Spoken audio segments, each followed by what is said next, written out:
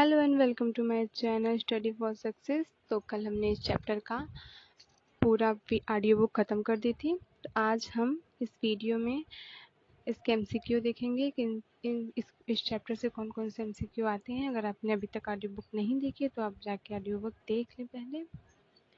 तो first question है, निम्नलिखित पर विचार कीजिए। खेसर या खच्चर, बद्य कामकार मधुमक्खी, अनुरोध मानव युगल, उपयुक्त में से कौन से जीव जनन नहीं करता या करते हैं। अब इन तीनों में से आपको बताना है कि कौन जनन नहीं करता। तो ये तीनों ही जनन नहीं करते हैं। तो पहला, दूसरा और तीसरा।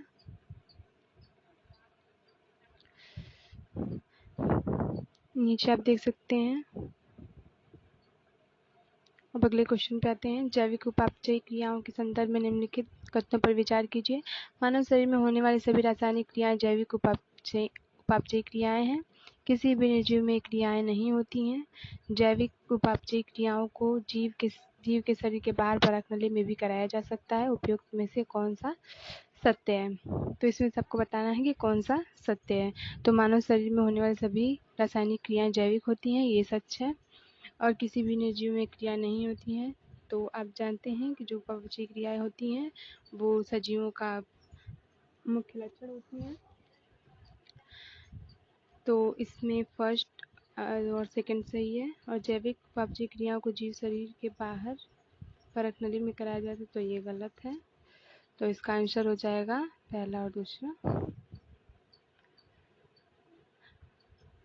तीसरा क्वेश्चन है, जीवों के वैज्ञानिक नाम की पद्धति के संदर्भ में निम्नलिखित में से कथन पर विचार कीजिए। तो पौधों के लिए वैज्ञानिक नाम का आधार International Code of Zoological Nomenclature ICZ-10 में दिया गया है। तो ये गलत है, क्योंकि जो पौधों के लिए ICBN होता है, international Code of botanical nomenclature. तो पहले ही गलत हो गया।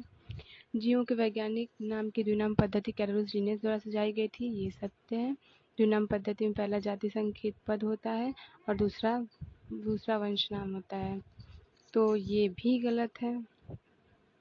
उपयुक्त कथनों में से कौन सा सत्य पूछा है, तो सत्य केवल दूसरा है। अब आगे आते हैं क्वेश्चन नंबर 4 पे। तो वर्ग की पदानुक्रम के अंतर्गत आने वाले वंश उपवर्ग के संदर्भ में कौन सा कथन सही पूछा है। तो प्रत्येक वंश में एक अथवा एक से अधिक जाति संकेत पद हो सकते हैं। शेर, चीता तथा बिल्ली तीनों के एक ही वंश में के अंतर्गत रखा गया है। तो जो पहला नंबर का है, प्रत्येक वंश में एक अथवा एक से अधिक जाति संकेत पद होते हैं, तो ये सही है।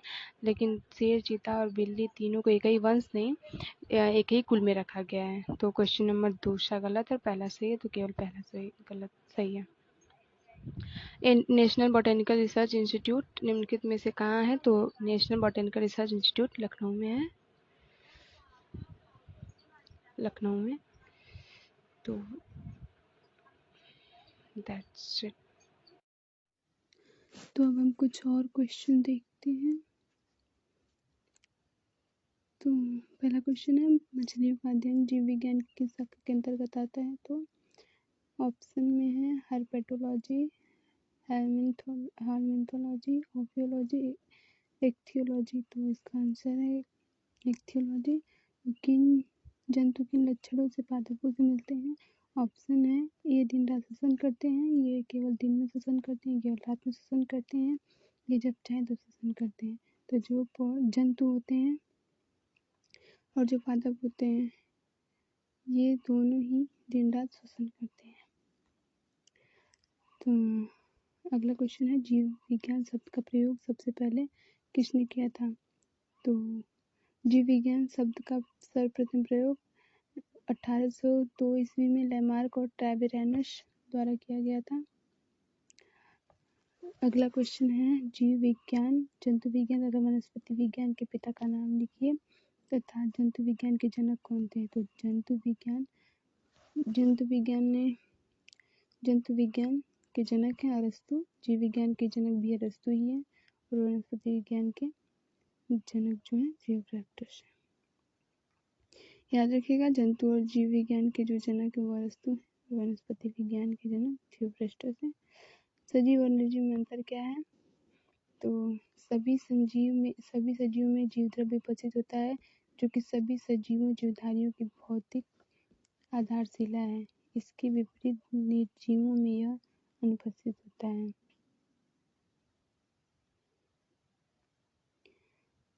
अगला क्वेश्चन है, जीव विज्ञान की 2 परंपरागत शाखाओं के नाम लिखिए और इनमें अंतर लिखवाए बताइए। तो जीव विज्ञान की 2 शाखाएं हैं, जंतु विज्ञान और वनस्पति विज्ञान। जंतु विज्ञान शाखा के अंतर्गत हम एनिमल्स का अध्ययन करते हैं तथा वनस्पति विज्ञान के अंतर्गत प्लांट्स का। सजीवों के किन्हीं 2 लक्षणों का वर्णन कीजिए। तो जो सजीव होते हैं वो श्वसन करते हैं। जीवधारियों में श्वसन हर समय होता रहता है। इस क्रिया में जीव वायुमंडल से ऑक्सीजन लेते हैं और कार्बन डाइऑक्साइड बाहर निकालते हैं। इस क्रिया में कार्बोहाइड्रेट, वसा, प्रोटीन का ऑक्सीकरण होता है तथा ऊर्जा मुक्त होती है। इस मुक्त ऊर्जा से जीवधारियों की समस्त जैविक क्रियाएं संचालित होती हैं। श्वसन क्रिया एक अपचयी कैटाबोलिक रिएक्शन है। अब दूसरा है रिप्रोडक्शन।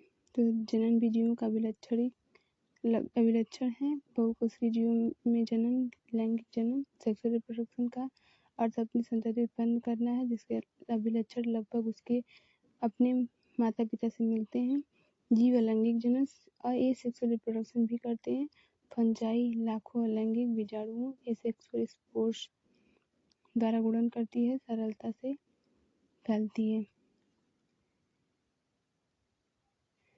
तो फंजाई में गुणन होता है। निम्न कोटि के जीवों जैसे ईस्ट तथा हाइड्रा में मुकुलन द्वारा जनन होते पूछा जाता है कि हाइड्रा और ईस्ट में जनन किस प्रकार का होता है। तो वो मुकुलन द्वारा जनन करता है। प्लेनेरिया चपटे कृमि, जो कि प्लेटिहेल्मिन्थीस का प्राणी है, में वास्तविक पुनर्जनन ट्रू रीजनरेशन होता है, अर्थात एक खंडित जीव अपने शरीर के लुप्त अंग को पुनः प्राप्त कर लेता है और इस प्रकार का नया जीव बन जाता है। फंजाई मतलब कि अगर उसके किसी पार्ट को काट दिया जाए तो वह अंग जो है पुनः वापस बन जाता है। फंजाई जनतंतु में शैवाल मांस का प्रथम तंतु प्रोटोनीमा ऑफ मांस सभी विखंडन फ्रेगमेंटेशन द्वारा गुणन करते हैं। तो फंजाई और शैवाल में गुणन होता है, विखंडन द्वारा इनका जनन होता है। ठीक, तो क्वेश्चन नंबर नेक्स्ट देखिए, पौधों और जंतुओं में मुख्य अंतर बताना है। तो पौधे का शारीरिक संगठन सरल प्रकार का होता है और जंतुओं में अपेक्षित जटिल प्रकार का होता है। पौधों में कोशिकाओं के चारों ओर सेलुलोज की बनी दृढ़ कोशिका भित्ति पाई जाती है और जंतु कोशिका में कोशिका भित्ति अनुपस्थित होती है। अधिकतर पादप कोशिकाओं में हरे रंग का कोशिका पाया जाता है, जिसे हरित लवक कहते हैं, और जो हरित लवक होता है वो जंतुओं में अनुपस्थित होता है। पौधे जल, कार्बन डाइऑक्साइड तथा सूर्य के प्रकाश को बचते प्रकाश संश्लेषण द्वारा अपना भोजन स्वयं बनाते हैं। जंतु में प्रकाश संश्लेषण क्रिया नहीं होती है, इसके कारण ये अपना भोजन स्वयं नहीं बनाते हैं। पौधे स्वपोषी होते हैं, जंतु परपोषी होते हैं। क्वेश्चन नंबर नेक्स्ट है, अजायब घर या म्यूजियम किसे कहते हैं। तो म्यूजियम चिड़ियाघर में अंतर भी बताना है। तो अगर आप पुरानी वाली एनसीईआरटी देखेंगे तो उसमें म्यूजियम और इन चिड़ियाघर के बारे में दिया हुआ है, लेकिन नई एनसीईआरटी में टॉपिक हटा दिया गया है, लेकिन फिर भी क्वेश्चन से आते हैं तो हम पढ़ लेते हैं। संग्रहालय प्राय शैक्षिक संस्थानों जैसे विद्यालय तथा कॉलेजों में स्थापित किए जाते हैं। संग्रहालय में अध्ययन के लिए परिरक्षित पौधे तथा प्राणियों के नमूने होते हैं। पौधे तथा प्राणियों में नमूनों को सुखाकर परिचित करते हैं। कीटों को एकत्र करके मारने के बाद डिब्बों में पिन लगाकर रखते हैं। बड़े प्राणी जैसे पक्षी तथा स्तनधारी को प्राय परिरक्षित घोल में डालकर जारों में भरकर परिरक्षित करते हैं। संग्रहालय में प्राय प्राणियों के कंकाल भी रखे जाते हैं। प्रमुख संग्रहालय, ये इम्पोर्टेंट है, चारों अक्सर पूछा जाता है कि नेचुरल हिस्ट्री म्यूजियम कहाँ है। तो नेचुरल हिस्ट्री म्यूजियम लंदन में है। फॉरेस्ट म्यूजियम अंडमान निकोबार द्वीप, और national museum of natural history Delhi में है। Prince of Wales museum Mumbai में है। इंडियन म्यूजियम कोलकाता में है और महाराजा सवाई मानसिंह म्यूजियम जयपुर में है। अब हम पढ़ेंगे जूलॉजिकल पार्क, प्राणी उद्यान या चिड़ियाघर। इन उपवनों में अधिकांशतः वन्य आवासीय जीवित प्राणी रखे जाते हैं। इनसे हमें वन्य जीवों की मानव की देखरेख के आहार, प्रकृति तथा व्यवहार को सीखने का अवसर प्राप्त होता है। जहाँ तक संभव होता है चिड़ियाघर में विभिन्न प्राणी उपलब्ध कराए जाते हैं। चिड़ियाघर में सभी प्राणियों को उनके प्राकृतिक आवास वाली परिस्थितियों में रखने का प्रयास किया जाता है। इन उद्यानों को प्रायः चिड़ियाघर कहते हैं। इसे देखने के लिए बहुत से लोग तथा बच्चे आते हैं। वनस्पति उद्यान का क्या महत्व है? भाषण में किन्हीं 2 वनस्पति उद्यानों के नाम लिखिए या पादप वनस्पति उद्यान को समझाइए। तो इसका आंसर है विभिन्न प्रकार के पौधों की जातियां लगाकर उसे सुरक्षित करने हेतु संपूर्ण क्षेत्रफल को चारों ओर से घेर देते हैं।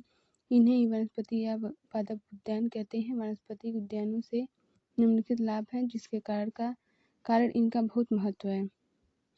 वर्गीकरण अध्ययन हेतु जीवित जातियों को वनस्पतिक उद्यानों से प्राप्त किया जाता है। यहाँ पर विदेशों से भी लाकर नई जातियाँ लगाई जाती हैं तथा उनका विकास किया जाता है। अनुसंधान के लिए यहाँ पर पौधों को लगाकर रखा जाता है। अनुसंधान द्वारा नई जातियों का विकास किया जाता है। विलुप्त होने वाली पादप जातियों के यहाँ संरक्षण प्रदान किया जाता है। भारत में 2 प्रमुख वनस्पति उद्यान निम्न हैं। पहला रॉयल बोटेनिकल गार्डन जो कोलकाता में है और नेशनल बोटेनिकल गार्डन जो लखनऊ में है। तो रॉयल बोटेनिकल गार्डन कोलकाता में, नेशनल बोटेनिकल गार्डन लखनऊ में, दोनों इम्पोर्टेंट है।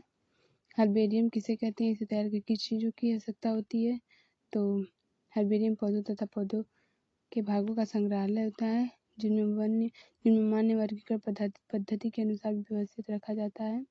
इसे हर्बेरियम सीट तथा पादपालस सीट पत्र पर चिपकाकर व्यवस्थित ढंग से रखा जाता है। हर्बेरियम को तैयार करने के लिए निम्नलिखित चीज़ों की आवश्यकता होती है।